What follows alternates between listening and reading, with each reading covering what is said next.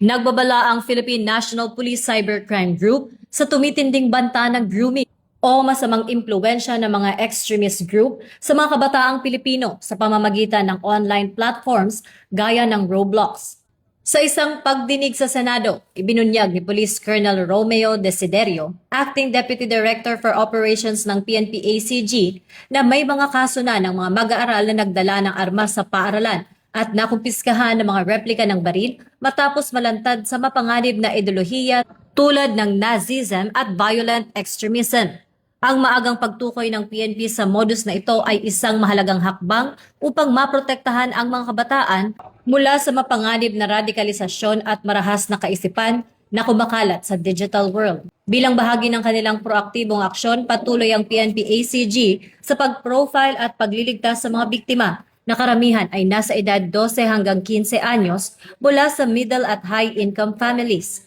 Binigyang diin ng kapulisan ang kahalagahan ng mahigpit na pagsubaybay ng mga magulang sa aktibidad ng kanilang mga anak online. Ang kampanyang ito ay patunay ng dedikasyon ng PNP na maghatid ng serbisyong mabilis, tapat at nararamdaman, hindi lamang sa kalsada, kundi maging sa pagtiyak ng kaligtasan ng mga kabataang Pilipino sa loob ng kanilang mga tahanan at paaralan.